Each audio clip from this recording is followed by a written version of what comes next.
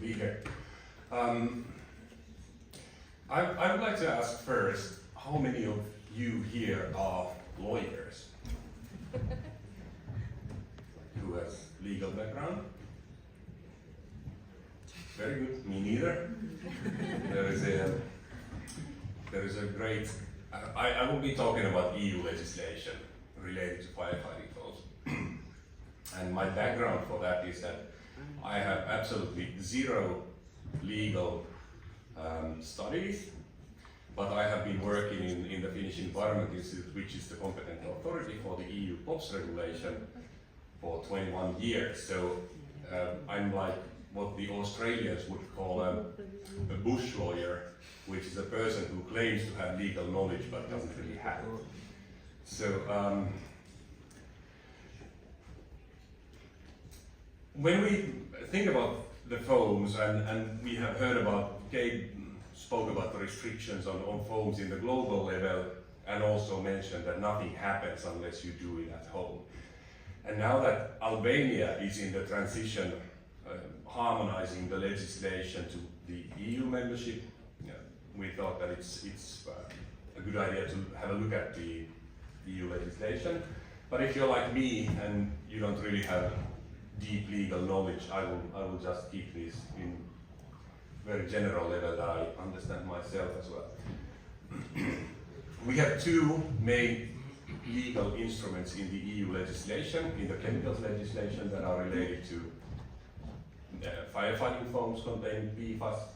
The first one is the PFOS regulation, and I'm only mentioning it as the first one because I work with that myself. And this is the legal piece in the EU that implements the Stockholm Convention restrictions. So basically, the tool for the EU to make sure that we are in compliance with what we have agreed to in Stockholm Convention is in this regulation. Then the wider, the wider chemicals legislation, which is the huge, I think it should be 2006, not 2001, but is the REACH regulation from 2006, and this is really the main instrument in the EU that regulates all chemicals except for pesticides, biocides, pharmaceuticals. But basically all the industrial chemical regulations are here.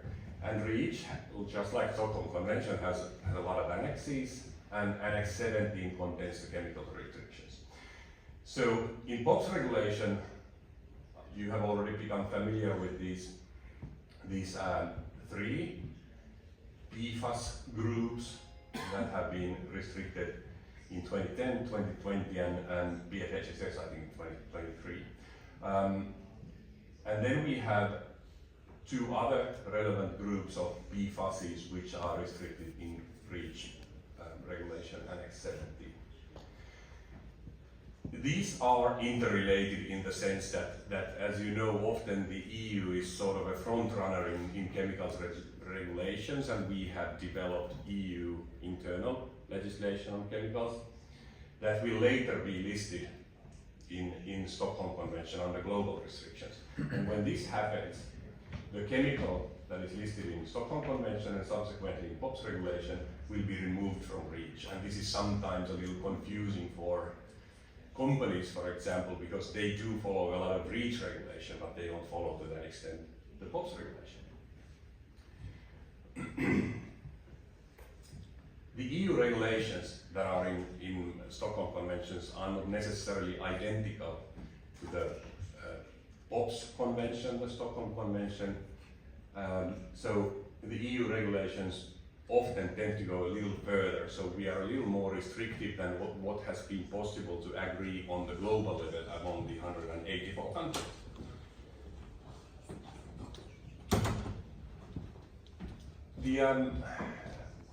The most confusing thing about these PFAS restrictions is that everything depends on the composition. Daniel mentioned that there are more than 10,000 PFAS compounds, and Eike mentioned that you often do not know the actual content of the firefighting foam, and this is a complication that we meet pretty much every day when dealing with firefighting foams.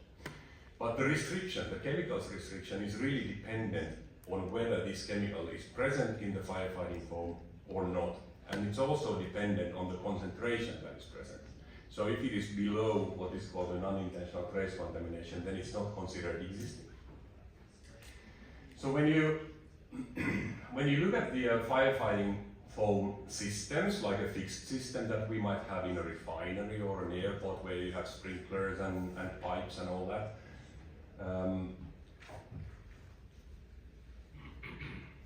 it's important that you would know what foams there are now, but also what there has been before, because the past foams that have been in the system have contaminated the present foams. So you might have, even though you would have, let's say you have a fluorine-free foam in the system now, but there has not been decent cleanup done after there was a 3M light water foam earlier, or some C6 foam. It might be that this new fluorine-free foam has been contaminated with the PFAS that has been present in the system before, and therefore suddenly your fluorine-free foam actually is restricted by POPs regulation or REACH regulation. So this is kind of making it really difficult, because in some cases you can know, if you know that this is the first foam in the system, you can know that then there is no risk that there would be other restrictions that would have to be taken into account. But because some of the foam systems are really old, the use of these started in 1960s, 70s, so there could be older sort of layers of historical foams in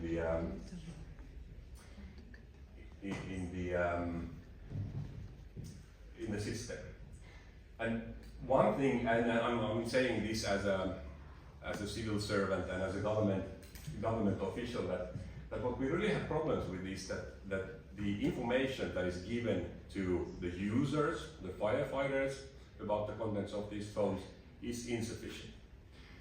Basically, the most important tool for passing the content information on hazardous chemicals in a formulation like a firefighting foam would be the material safety data sheet. And often you do not see in the material safety data sheet what is the PFAS, or if there even is a fluorinated chemical in the foam. And you might get a hint of that if you look at 0.52, I think, in the MSDS, which says that what happens in case there is a fire. And then they might say that there are fluorinated releases, which gives you an idea that, okay, there must be some fluorinated compound in this. And I can also tell you that we very recently had an incident at home where there was an airport, there was a leakage of firefighting foam concentrate from a container. Okay, everybody knew what the product in the container was, and they contacted the manufacturer, who refused to tell them what was the composition of the foam. So they had to go and analyze, and eventually they were able to get information from the manufacturer as well. But this is really difficult, because it's not easy to know under which regulations your foam would fall. So I'm going to save time, but this has been said in many cases already before, that I just want to add that we always, when we think about PFAS foams, we tend to think about hydrocarbon fires like refineries, oil storages, fuel storages, etc. And then we tend to think about municipal fire brigades, who usually mainly do other types of fires. And then we have the industrial fires, like IKS is an old firefighter in this type of fires. And then we have the marine applications, which is shipping.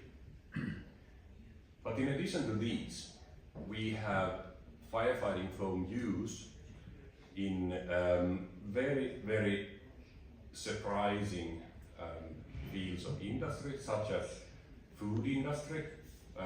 You have a distillery that is making vodka or whiskey or whatever in thousands of liters. They might have a requirement in their permit that they have to have AFFF, because this is a solvent. Well, it would have to be alcohol resistant though in this case, but also in some other cases you would have storages of huge retailers who might have a storage with 100,000 pairs of rubber boots. They might have a foam system that is required. And it's from the authority point of view, these kind of companies are really difficult to reach because it's easy, you know where your refineries are, you know where your airports are, and airport authorities, you just go there and they are easy to catch. But the others, less known uses, like wastewater treatment facilities in some cases, really difficult to sort of pick it up that these are actually some places where you would have restricted flow. And then we of course have these extinguishers, handheld extinguishers, which are a separate type of problem. Powder extinguishers are never PFAS containing, but then we have these foam extinguishers, which I think have become more and more common in the last 10-15 years, and they might contain PFAS in them.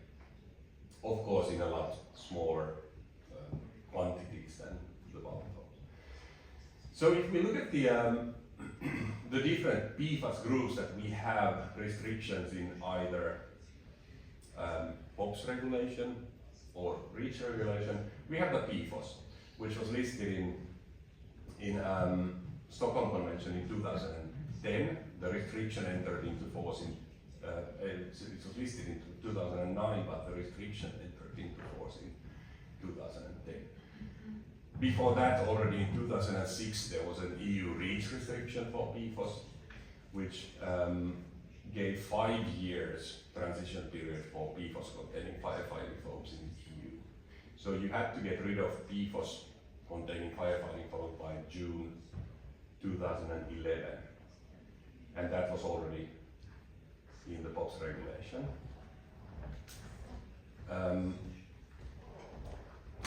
And then there was a change in Stockholm Convention later on to restrict the PFOS use until the end of 2025, and Kate mentioned this. Then we have the newer PFOA, it's salts and the related substances. So you have to remember what Daniel mentioned in the presentation, that you have these arrows, you have the arrow tail, which is the related substances, and then you have the PFOA, which is the arrowhead. PFOA restriction kind of also started a lot earlier.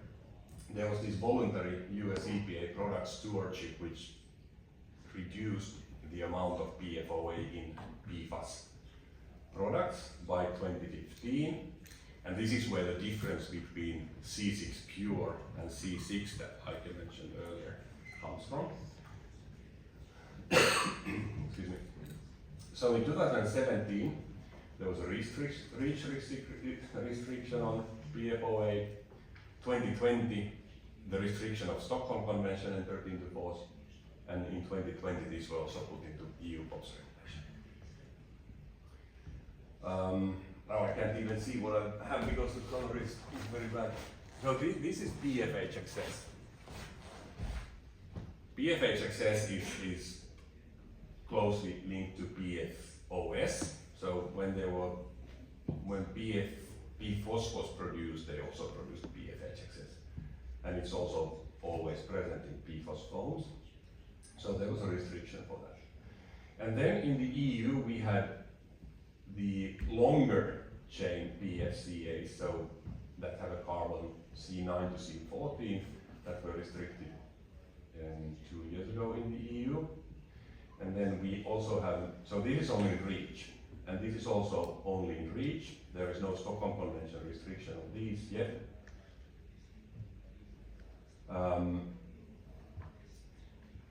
And then there is the final group, is long chain PFCAs, which are now, as Kay mentioned, to be considered for listing in Stockholm Convention this year. And this restriction would cover these substances.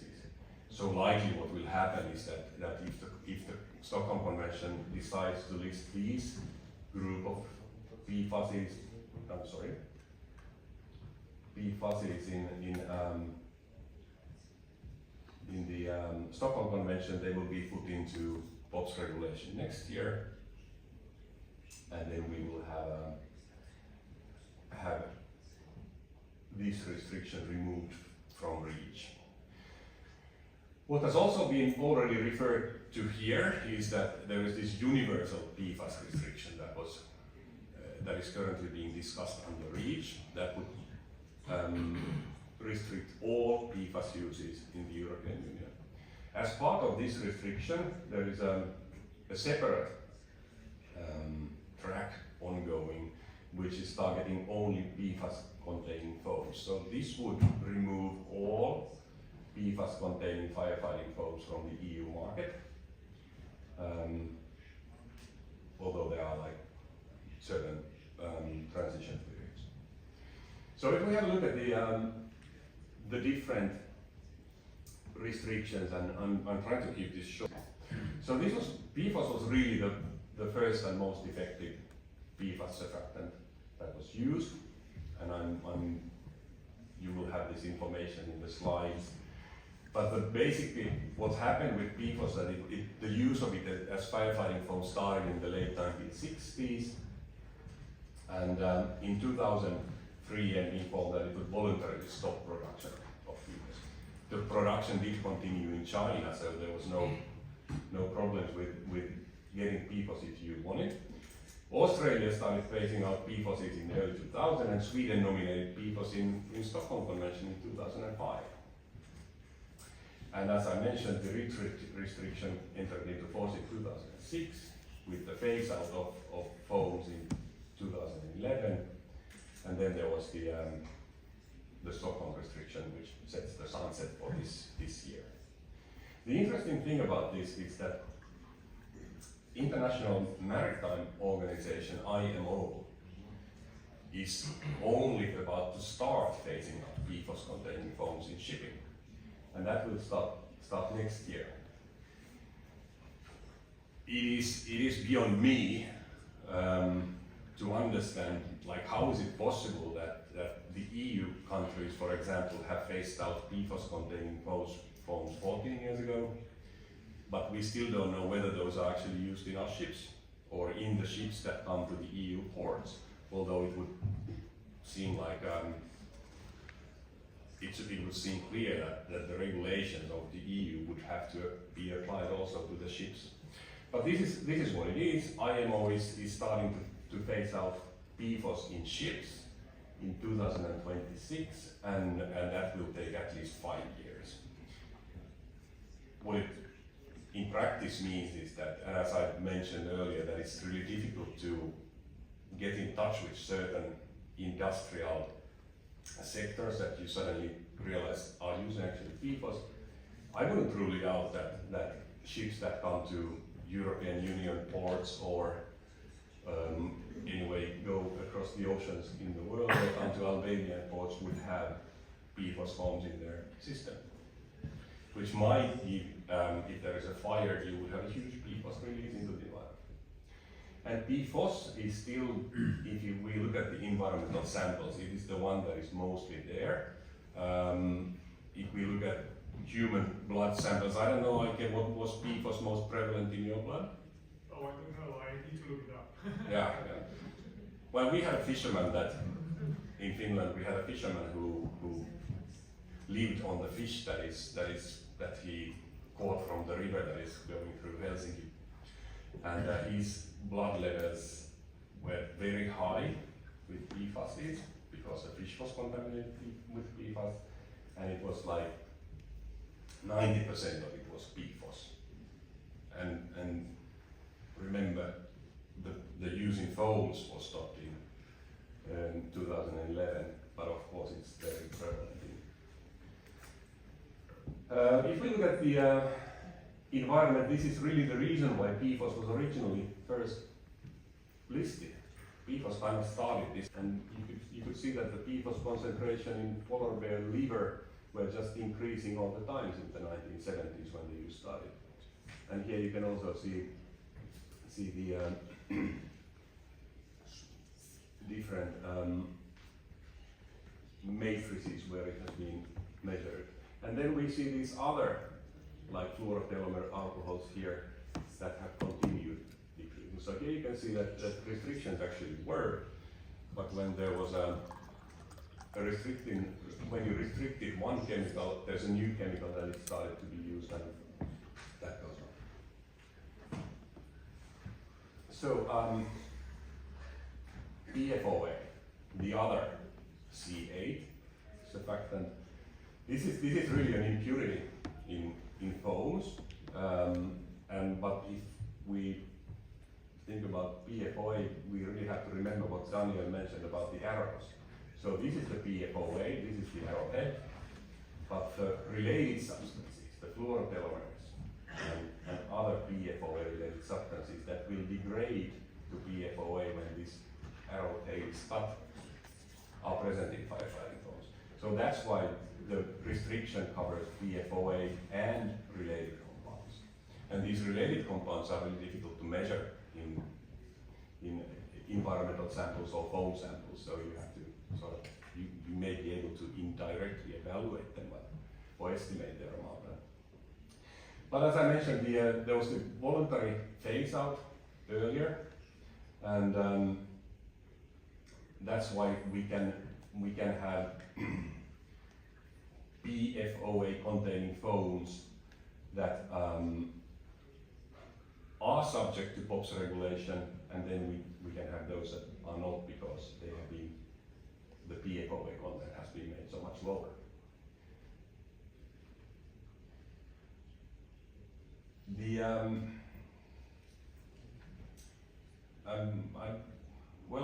I will just pass this in the interest of getting to have a copy that in the chemicals legislation, in the POPs regulation, we have a limit value on how much PFOA and how much related compounds the product can contain so that it could be allowed to be used.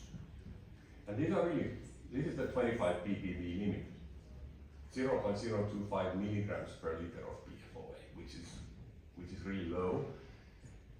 And you can usually, the limit of quantification is typically like half of this, so we are very close to those levels that can be measured in the environment, and that is kind of the rationale why the EU chooses as unintentional trace contamination or something that you can barely still measure.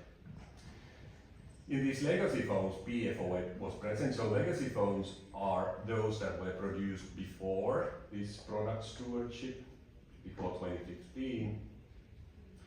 So these could exceed that PFOA limit.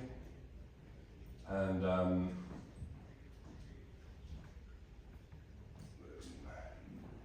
one of the things that has to be taken into account when you think about whether the foam is that the year when it was manufactured is really important, because the service life of a foam could be 20 years, and we know from our stakeholders that sometimes they have foams in their storages that were manufactured in the 1990s. So you know that their composition could be totally something else than what we have nowadays. The EU regulation on PFOA foams will likely change this year, and I'm saying likely because the legislation is in the oven, but it will not enter into force until the Parliament and the Council scrutiny period, which will probably mean that it will enter into force in June this year. So this will give us a little more time to get rid of these PFOA containing foams, and it will also allow systems, firefighting systems that have been cleaned according to best available techniques to contain a little more PFOA. And this is really to facilitate work that Ike will be telling yesterday, that when you have a system that has restricted PFAS foam in it, and let's say an airport or a refinery where you might have kilometers of sprinkler pipes or fire extinguishing pipes, and you would have to clean all those pipes from the PFAS residues to make sure that the new foam that you put into it, the new legal foam, would not be contaminated.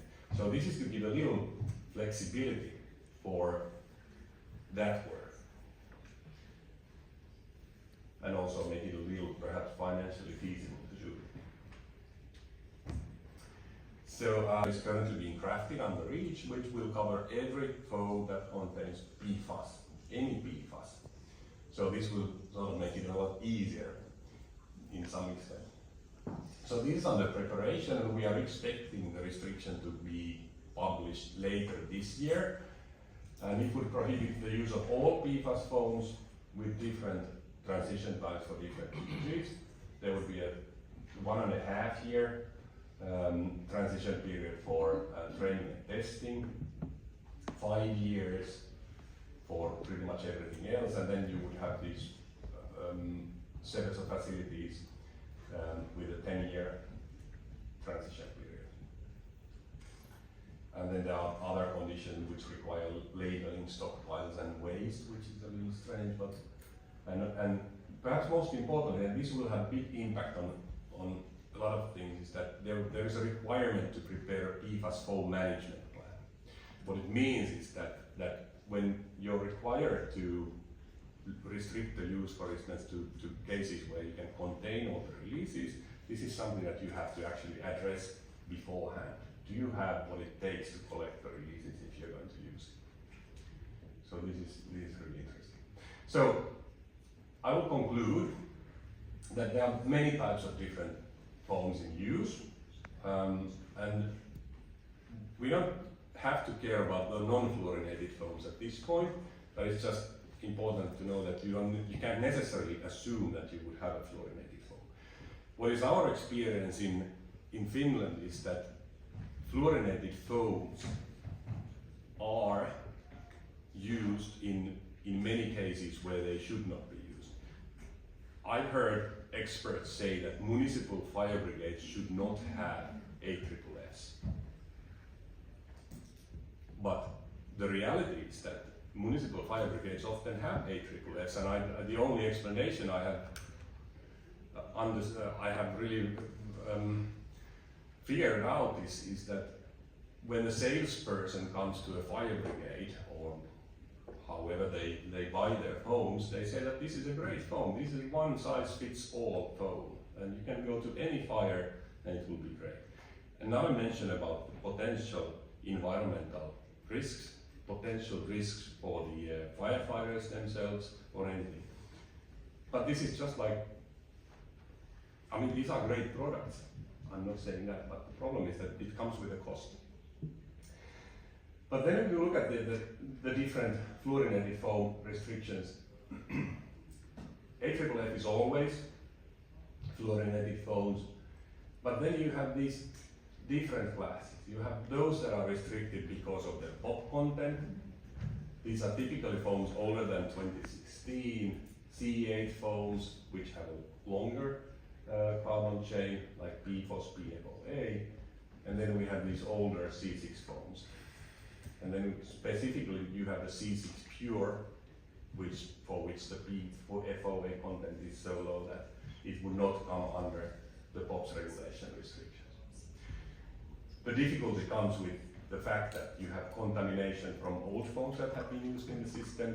We know that there are systems in, for example, we have an energy power plant that have an old container where they always add new foam when the level goes down. The oldest foams in that could be very old. This is not at all like the best practice, but this is what happens because they are just not well enough informed in those places. So you would have, I mean, I don't know, we have a steel mill that has had foam since 1960s, and their system is probably so contaminated that it wouldn't be worth trying to clean it up, because you would have old PFOS foam from 1970s and anything that they have used after that, and there has never been a decent cleaning. But okay, if you move from PFAS foam to another PFAS foam, that's not so critical, but when you move to fluoride-free foams, then it might require some other changes in the system, and Mike will talk about those later on. And then you have the restriction. PFHXA will come into force next year, and the PFAS ban, which will cover all PFAS foams, will really be changing the landscape for these. But I think what you could say is that it's easiest already if you just figure out whether you can do without any PFAS foams, and you're all set for